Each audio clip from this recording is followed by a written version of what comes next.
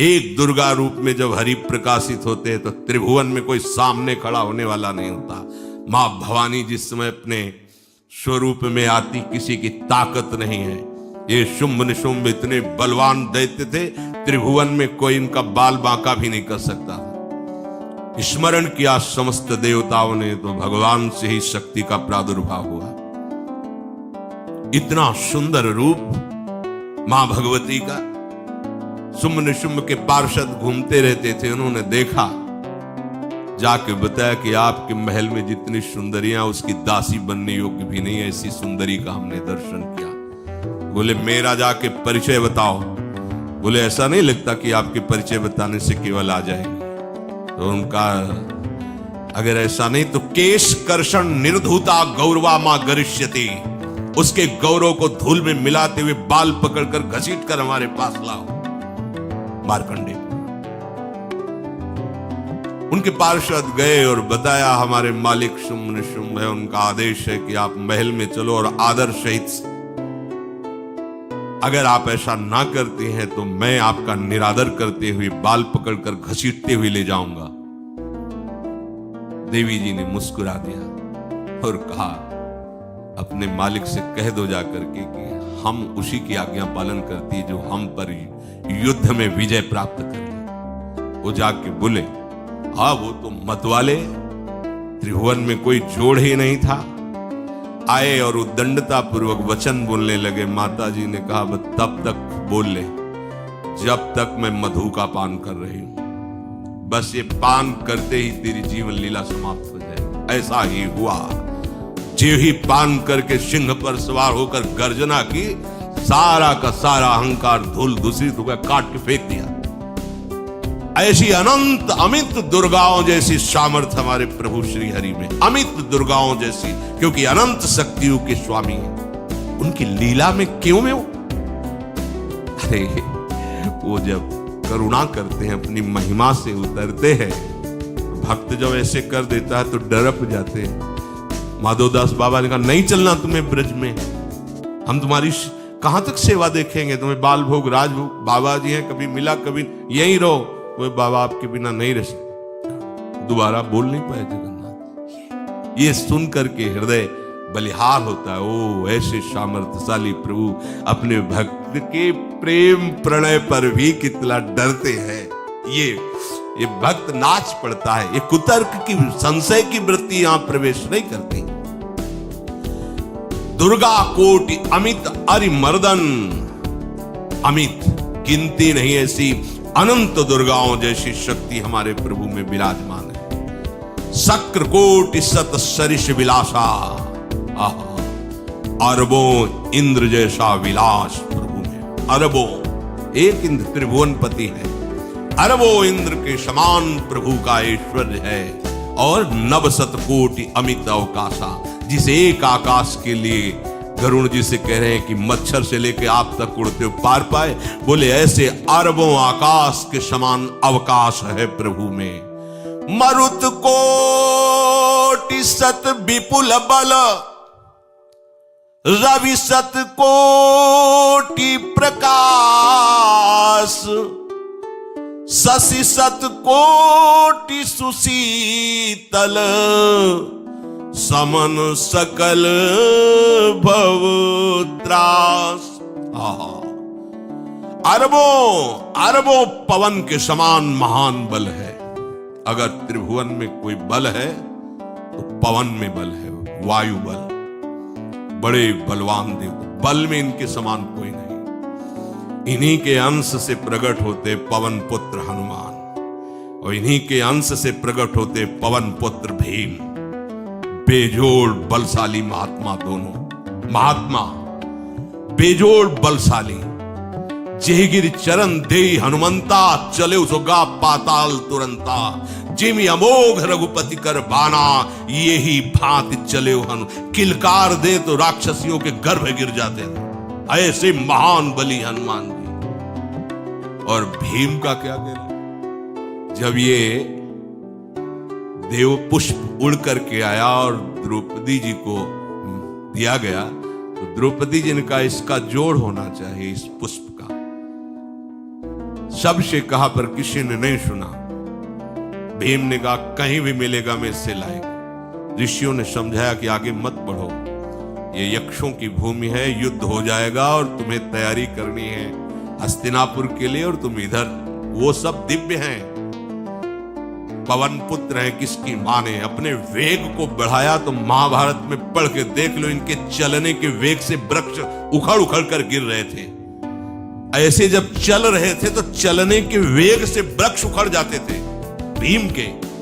तो हनुमान जी ने सोचा किसी के समझाए तो समझेंगे नहीं, तो आगे पवन पुत्र ही बैठ गए, बूढ़े बानर का भेष लेकर, लंबी पूंछे से। मार्ग में मर्यादा है, किसी पशु को भी नहीं लांघना चाहिए। विवेकवान उपासक ऐसा नहीं कि कोई सो रहा है पशु भी आप उसे लांघ लें, ऐसा नहीं। जो विवेक है, जो मर्यादा है, वैसे किसी सोते हुए को लांघना नहीं चाहिए। उन्होंने कहा है वृद्ध बानर ये अपनी पूंछ हटा ले और मार्ग दे दे, इस समय मैं विशेष कार्य के लिए जा रहा हूं। तो उनका जब कह ही दिया है वृद्ध, तो आप समझ ही रहे होगे कि वृद्ध में क्या ताकत होती। अब मेरी ताकत पूंछ हटाने की नहीं रह गई है, आपने तो वृद्ध ही कह दिया है, तो आप समझ रहे हो ना, आप पूंछ हटा लीजिए। हमारी आज्ञा की अवहेलना करें, ऐसे उठी नहीं, दोनों हाथ लगाया, नहीं उठी, पूरी ताकत लगा दी। पवन पुत्र भीम की पूरी ताकत लग गई, पूछ जरा से भी नहीं। हाथ जोड़ के खड़े बोले हम समझ गए हमारे बड़े भ्राता आप हनुमान जी हैं, क्योंकि ऐसा कोई बानर सृष्टि में पैदा नहीं हुआ कि मैं उसकी पूंछ ला हिला सकूं, मैं समझ गया। तो मुस्कुराए और बैठ गए। बोले हमारी आज्ञा मानो, इस मार्ग में मत जाओ, ये देव मार्ग है, ऐसे ऐसे सिद्ध है कि आपका अपराध बन जाएगा, आप शाप से युक्त हो जाएंगे, इसलिए मैं आपको मना। बोले प्रभु जब आप कृपा करके आए हो तो हमें वो रूप दिखा दो जो लंका में आपने रूप दिखाया। बोले मत उस बात की चर्चा करो, रहने दो। बोले प्रभु एक बार देखना चाहता हूं कि मेरा बड़ा भाई कितना बलवान है। हनुमान जी ने कहा फिर देख लो। कनक भूधरा कार शरीरा, समर भयंकर अति बल। कांप गए भीम जी, हाथ जोड़ बोले भैया स्वर्णिम कांति, वो भयानक उनका रुद्र रूप, कांप गए भीम, कांप गए। वायु में अगर बल में देखा जाए तो सबसे ज्यादा वायु बलवान है। भगवान कैसे है? मरुत कोटि सत विपुल बल, अरबों वायु जैसी महान ताकत हमारे प्रभु में, संशय नहीं। वो अगर छोटी सी कार्य के लिए सहयोग लेते हैं, ए उठवा दो, ऐसा कर, भक्तों के साथ वो विनोद करते, लीला करते हैं, नहीं उनमें बल कितना है। ऐसे पवन पुत्र हनुमान जिनके चरणों को ऐसे गोद में लिए रहते हैं। एक उपनिषद में चरित्र आता है कि असुरों पर विजय प्राप्त करने के कारण देवताओं को गर्व हो गया और सभा में नृत्य गान चल रहा था। भगवान जब किसी पे गर्व करते हुए देखते हैं तो उनको अच्छा नहीं लगता। फिर सृष्टि के विधान के प्रधान अधिकारी जब देवतागण और देवराज इंद्र और उन्मत्तता, विजयश्री में उन्मत्तता आ जाती है, तो भगवान ने एक यक्ष का रूप धारण किया और सभा के प्रधान द्वार पर दिखाई दिए। देवराज इंद्र ने कहा कि पता लगाओ ये कौन है, बिना आज्ञा के बिना सूचना के कैसे आ गया है, क्योंकि त्रिभुवनपति है ना। अग्नि देवता ने कहा मैं जाता हूं, पता लगा के आता हूं, क्योंकि किसी बलवान का परिचय पूछने के लिए निर्बल को नहीं भेजा जाता। अग्निदेव गए और कहा आप अपना परिचय दीजिए, कौन हो और यहां कैसे आए हो। तो उनका परिचय लेने के पहले हम आपका परिचय जानना चाहते हैं, आप कौन हो। उन्होंने कहा कि मैं अग्निदेव हूं, सामर्थ्य आपकी, त्रिभुवन को उपले की तरह भस्म कर सकता हूं। मैं समस्त प्राणियों के उदर में बैठकर अन्न और जल का पचाकर जीवन दान देता हूं, जीवन पोषण करता हूं। अच्छा, एक तिनका फेंका, हम तुम्हारी बात तभी प्रमाणित, ये उपनिषद की बात, हम तुम्हारी बात तभी प्रमाणित मानेंगे जब तुम इस तिनके को जला दोगे।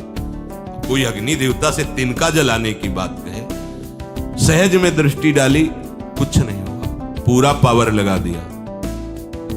यक्ष जी ने मुस्कुरा कर कहा, तुम तो कहते थे पूरे त्रिभुवन को उपले की तरह जला दूंगा, अब ग्रीवा झुकाई।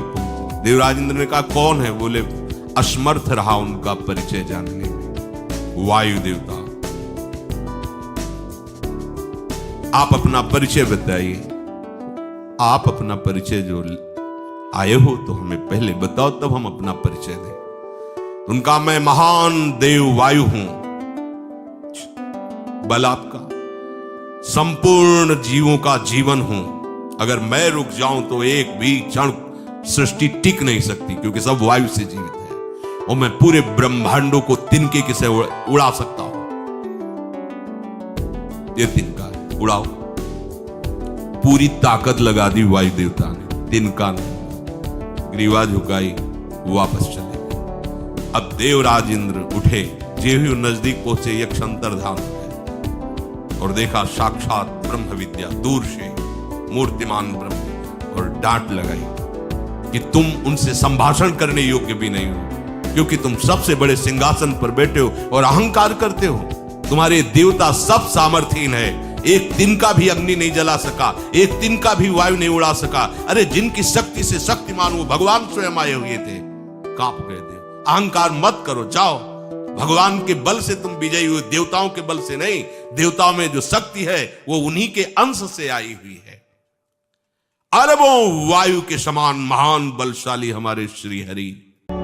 ऐसे ही प्रेमानंद महाराज जी का वीडियो देखने के लिए आप हमारे प्रेम शक्ति चैनल को सब्सक्राइब अवश्य करिए।